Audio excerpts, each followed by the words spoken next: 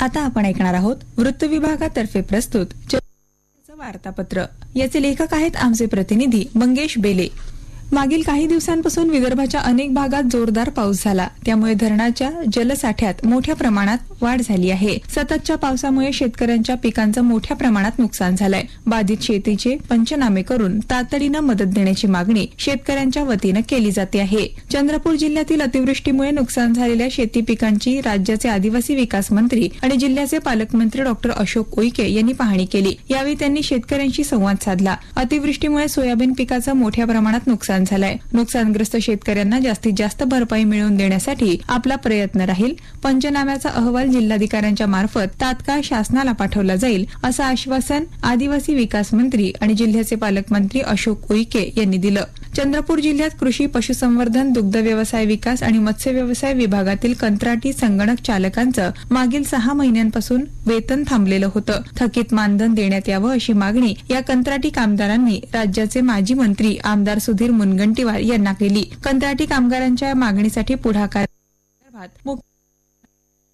पाठपुरावा घेतल्यानं या कंत्राटी संगणक चालकाच्या मानधनाचा प्रश्न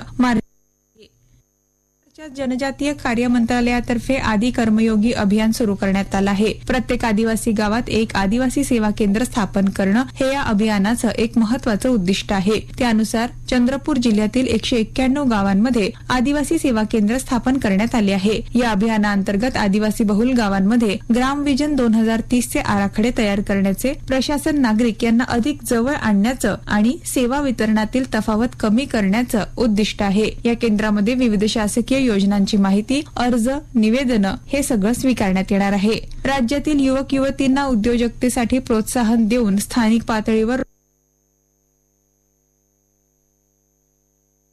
मुख्यमंत्री रोजगार निर्मिती कार्यक्रम सुरू केला आहे. या योजनेअंतर्गत 2024-25 मध्ये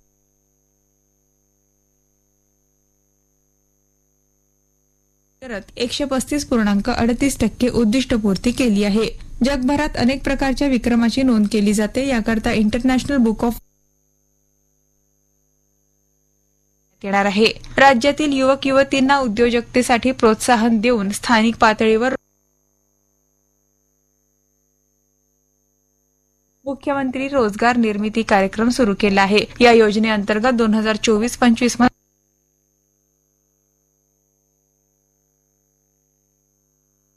135.38% उद्दिष्टपूर्ती केली आहे.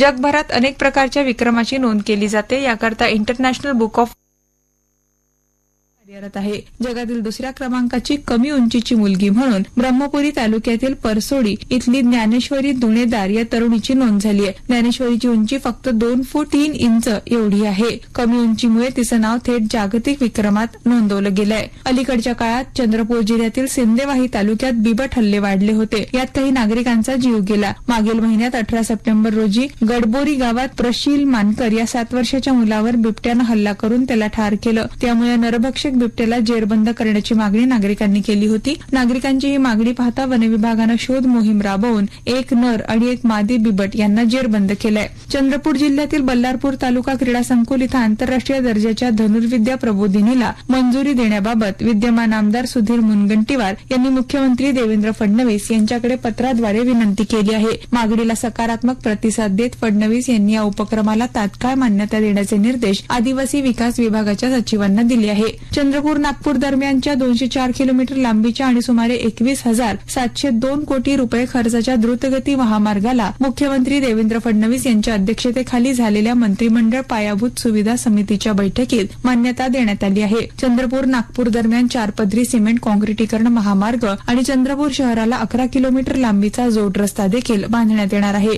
याकरता भूसंपादनासाठी 2,353 कोटी रुपयांची तरतूद करण्यात आली आहे. महाराष्ट्र शासनानं मुख्यमंत्री वैद्यकीय सहायता निधी कक्ष आणि धर्मदाय रुग्णालय मदत कक्ष, शासनाचे विविध विभाग तसंच राज्यातील सेवाभावी संस्था यांच्या संयुक्त विद्यमानं 17 सप्टेंबर ते 2 ऑक्टोबर या कालावधीत नमो नेत्र संजीवनी स्वास्थ्य अभियान राबवलं. याकरता गाव पातळीपर्यंत अभियानाची माहिती देण्यात आली. प्राथमिक आरोग्य केंद्र, ग्रामीण रुग्णालय, उपजिल्हा रुग्णालयात तसंच महानगरपालिका क्षेत्रात शिबिरं आयोजित करून विविध वयोगटातील व्यक्तींची नेत्र तपासणी आणि निदान करण्यात आलं. यात 5,710 रुग्णांची तपासणी झाली. 1509 रुग्णांची मोतीबिंदू शस्त्रक्रिया करण्यात आली. तसंच 3299 रुग्णांना घरपोच चष्मे शासनामार्फत उपलब्ध करून दिले जाणार आहे. दोन्ही डोळ्यांनी अंध रुग्णांना 24 अंध काठ्या वितरित करण्यात आल्या.